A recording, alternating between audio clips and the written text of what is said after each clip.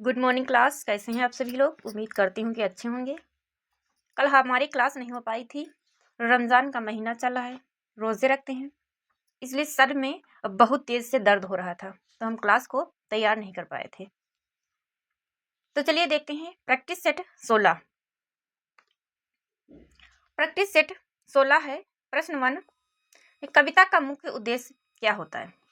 कविता का मुख्य उद्देश्य क्या होता है? ए है समाचार देना, बी है भावनाओं की अभिव्यक्त करना, सी है कानून समझाना या फिर डी है व्यापार करना। तो कविता का मुख्य उद्देश्य क्या होता है? प्रश्न 1 का सही आंसर करिए सभी लोग। तो कविता का मुख्य उद्देश्य क्या होता है? इसका सही आंसर है बी, भावनाओं की अभिव्यक्ति करना। क्या है? तो भावनाओं की अभिव्यक्ति करना। वैसे क्लास तो हम डेली लेकर आते हैं, सर में दर्द होने की वजह से हमारी क्लास नहीं हो पाई थी। प्रश्न 2 है, जैसे ही हमारी तबीयत ठीक हुई हम पुनः क्लास बनाए और आप लोगों के समकक्ष उपस्थित हो गए। प्रश्न 2 है कि कविता में छंद का संबंध किससे है? नहीं, कविता में छंद का संबंध किससे है? ए है भाषा से, बी है अलंकार से, सी है लय और मात्रा से, डी है कहानी से। तो कविता में छंद का संबंध किससे है? तो प्रश्न 2 का सही आंसर है सी, लय और मात्रा से होता है। किससे होता है? तो लय और मात्रा से होता है। एक class UP TGT, PGT, GIC, GDC, UP TET जितने भी टीचिंग एग्जाम हैं या अदर एग्जाम हैं सभी के लिए अत्यंत महत्वपूर्ण है। आप लोग क्लास को जरूर देखिए, क्लास में एंड तक बने रहिए, वीडियो को फुल वॉच करिए और ज़्यादा से ज़्यादा शेयर करिए और कमेंट बॉक्स में अपना प्यारा सा कमेंट जरूर लिखिए। प्रश्न 3 की तरफ बढ़ते हैं। अगला प्रश्न है प्रश्न 3। प्रश्न 3 है कि उपमा अलंकार में उपमा अलंकार में किस शब्द का प्रयोग प्रायः होता है? ए है और, बी है जैसे, सी है क्योंकि, डी है लेकिन। तो उपमा अलंकार में किस शब्द का प्रयोग प्रायः होता है? तो प्रश्न 3 का सही आंसर है बी। क्या है? तो बी जैसे। जब किसी चीज की उपमा दी जाती है तो जैसे का प्रयोग किया जाता है। चलिए बढ़ते हैं अगले प्रश्न की तरफ। अगला प्रश्न है प्रश्न 4। प्रश्न 4 है कि कविता में तुकांत का अर्थ क्या है? प्रश्न 4 है कि कविता में तुकांत का अर्थ क्या है? ए है पंक्तियों का छोटा होना, बी है शब्दों का समान अर्थ होना, सी है पंक्तियों के अंत में समान ध्वनि होना, फिर डी है कठिन शब्द होना। तो प्रश्न 4 कह रहा है कि कविता में तुकांत का अर्थ क्या है? प्रश्न 4 का सही आंसर करिए आप लोग। प्रश्न 4 इसका सही आंसर है सी, पंक्तियों के अंत में समान ध्वनि होना। क्या है? तो कविता में तुकांत का अर्थ होता है कि पंक्तियों के अंत में समान ध्वनि का होना। अगले प्रश्न की तरफ बढ़ते हैं। अगला प्रश्न है प्रश्न 5। प्रश्न 5 है कि मानवीकरण अलंकार में क्या होता है? मानवीकरण अलंकार में क्या होता है? ए है मनुष्य को जानवर बनाना, बी है निर्जीव वस्तुओं को मनुष्य जैसा गुण देना, सी है जानवर को वस्तु बनाना, या फिर डी है भाषा बदलना। तो मानवीकरण अलंकार में क्या होता है? यानी प्रकृति को, निर्जीव वस्तुओं को सजीव यानी कि मनुष्य के समान समतुल्य बनाना। जैसे एक कविता है कि मेघ आए बन ठन संवर के। यहाँ पर कौन सा अलंकार है? तो मानवीकरण अलंकार का प्रयोग किया गया है कि मेघ आए बन ठन संवर के। मेघ मनुष्य के समान बन ठन संवर के आए हैं। तो निर्जीव वस्तुओं को मनुष्य के जैसा गुण देना, मनुष्य के समान बनाना, क्या है? तो मानवीकरण अलंकार होता है। इसका सही आंसर है बी। प्रश्न 5 का सही आंसर है बी, निर्जीव वस्तुओं को मनुष्य जैसा गुण देना। अगले प्रश्न की तरफ बढ़ते हैं। अगला प्रश्न है प्रश्न 6 कि कविता की पंक्तियों के समूह को क्या कहते हैं? देखिए कविता की पंक्तियां जैसे लिखी जाती हैं इस तरह कि समूह को क्या कहते हैं? पूरा जो समूह होता है उस समूह को क्या कहते हैं? ए है अध्याय, बी है अनुच्छेद, सी है अंतरा, या फिर डी है शीर्षक। तो कविता के पंक्तियों के समूह को क्या कहते हैं? प्रश्न 6 का सही आंसर करते रहिए आप लोग। प्रश्न 6 का सही आंसर है सी, अंतरा। क्या कहते हैं? अंतरा कहते हैं। चलिए बढ़ते हैं अगले प्रश्न की तरफ। अगला प्रश्न है प्रश्न 7। प्रश्न 7 है कि रस का संबंध किससे है? रस का संबंध किससे है? ए है व्याकरण से, बी है भाव से, सी है शब्दकोश से, या फिर डी है विराम चिन्ह से। तो अब रस का संबंध किससे होता है? प्रश्न 7 का सही आंसर करते रहिए। चैनल पर पहली बार है तो चैनल को सब्सक्राइब करिए, वीडियो को लाइक करिए और ज्यादा से ज्यादा शेयर करिए। कमेंट बॉक्स में अपना प्यारा सा कमेंट जरूर लिखिए।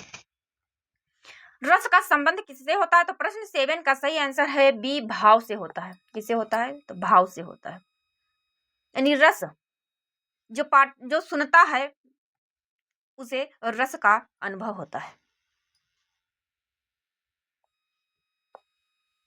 अगला प्रश्न है प्रश्न 8। प्रश्न 8 है कि हिंदी गद्य के उद्भव काल में संस्कृत निष्ठ हिंदी का पक्ष किसने लिया था? ए है राजा शिव प्रसाद सितारे हिंद ने, बी है ईश्वर चंद्र विद्यासागर ने, सी है गंगा प्रसाद शुक्ल ने, या फिर डी है राजा लक्ष्मण सिंह ने। तो प्रश्न 8 का सही आंसर करिए कि हिंदी गद्य के उद्भव काल में, कि हिंदी गद्य का जब उद्भव हो रहा था, यानी उसका जब जन्म हो रहा था, तो संस्कृत निष्ठ हिंदी का पक्ष किसने लिया था? इसका सही आंसर है डी, राजा लक्ष्मण सिंह ने लिया था। अगला प्रश्न है प्रश्न 9। प्रश्न 9 है कि प्रकाशन के आधार पर रचनाओं का सही अनुक्रम। प्रकाशन वर्ष के आधार पर रचनाओं का सही अनुक्रम ए है संपत्ति शास्त्र, साहित्यालोचन, संस्कृति के 4 अध्याय, या फिर मध्यकालीन बोध का स्वरूप। बी है साहित्यालोचन, संस्कृति के 4 अध्याय, मध्यकालीन बोध का स्वरूप, या फिर संपत्ति शास्त्र। सी है संस्कृति के 4 अध्याय, साहित्यालोचन, संपत्ति शास्त्र, मध्यकालीन बोध का स्वरूप। प्रश्न 9 है।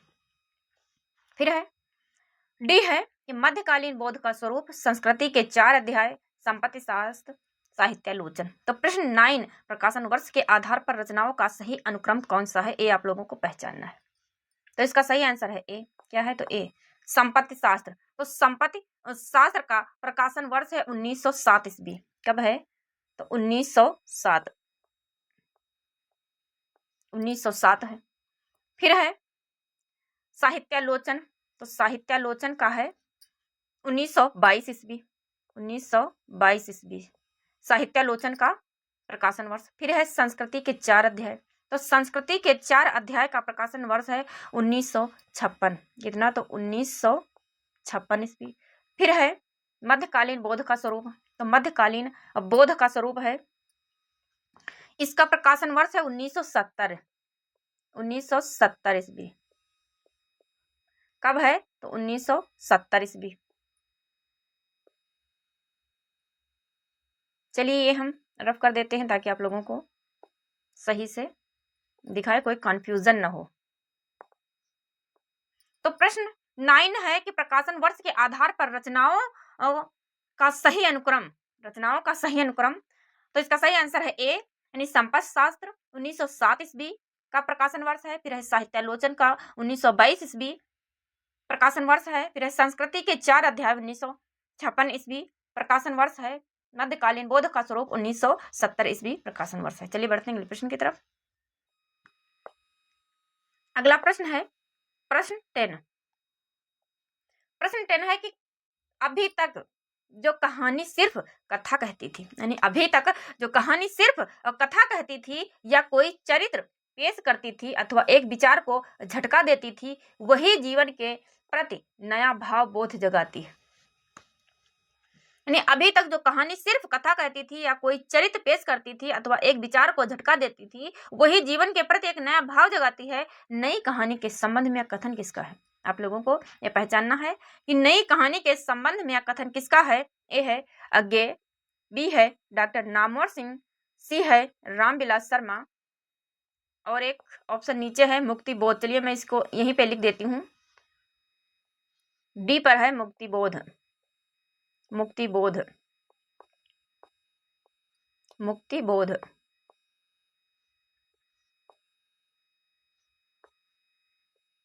मुक्ति बोध।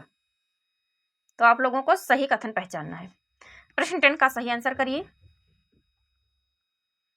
अभी तक जो कहानी सिर्फ कथा कहती थी या कोई चरित्र पेश करती थी अथवा एक विचार को झटका देती थी, वही जीवन के प्रति एक नया भाव बोध जगाती है। नई कहानी के संबंध में कथन किसका है? तो प्रश्न 10 का सही आंसर है बी, डॉक्टर नामवर सिंह का है। किसका है? तो डॉक्टर नामवर सिंह का यह कथन है। बढ़ते हैं अगले प्रश्न की तरफ। अगला प्रश्न है प्रश्न 11।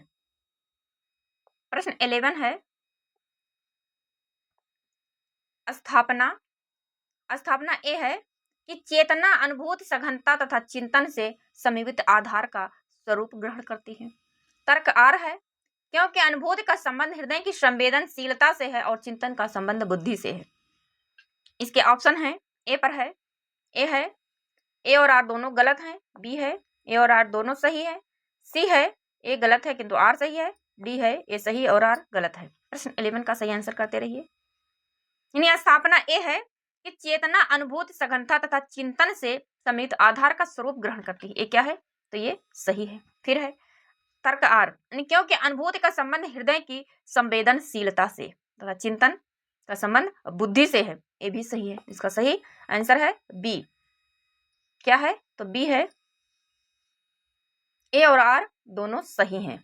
इसका सही ऑप्शन है बी। बढ़ते हैं अगले प्रश्न की तरफ। अगला प्रश्न है प्रश्न 12। प्रश्न 12 है, नीचे डी पर है तुक। क्या है? तो तुक यहाँ पे लिख देती हूँ, तुक। उपन्यास का मुख्य तत्व क्या है? प्रश्न 12 कह रहा है कि उपन्यास का मुख्य तत्व क्या है? ए है संवाद, बी है कथानक, सी है छंद, डी है तुक।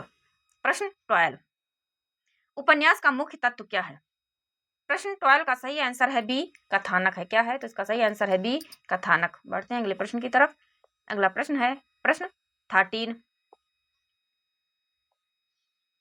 प्रश्न 13 है कि हिंदी का प्रथम उपन्यास किसे कहा माना जाता है?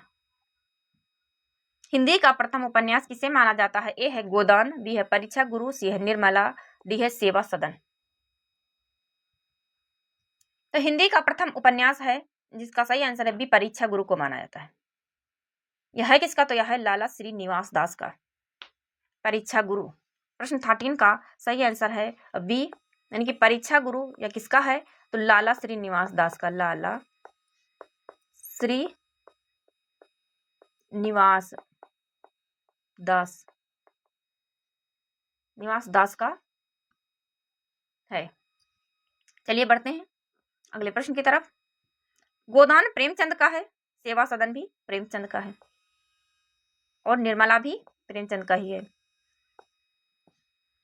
अगला प्रश्न है प्रश्न 14, यानी कि प्रश्न 14 है कि गोदान के लेखक कौन है? जैसा कि अभी हमने ऊपर प्रश्न में ऑप्शन में था गोदान।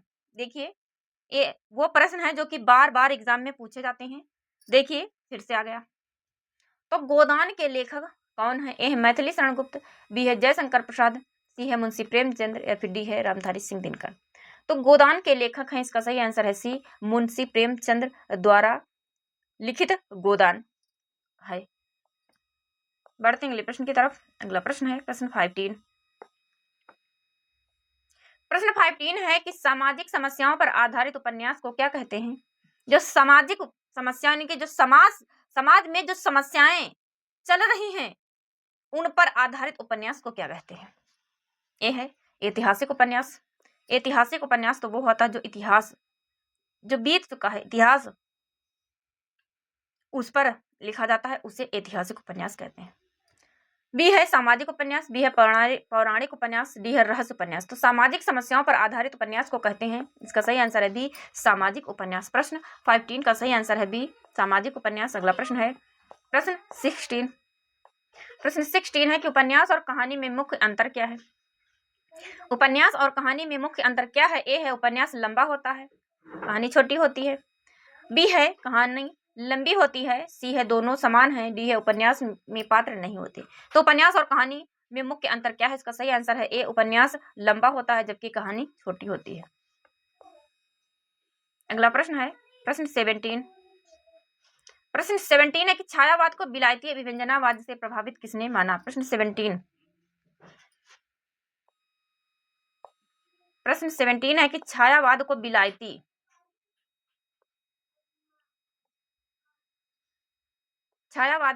विलायती अभिव्यंजनावाद से प्रभावित किसने माना? ए है मुक्तिबोध, बी है नामवर सिंह, सी है डॉक्टर देवराज, डी है आचार्य रामचंद्र शुक्ल।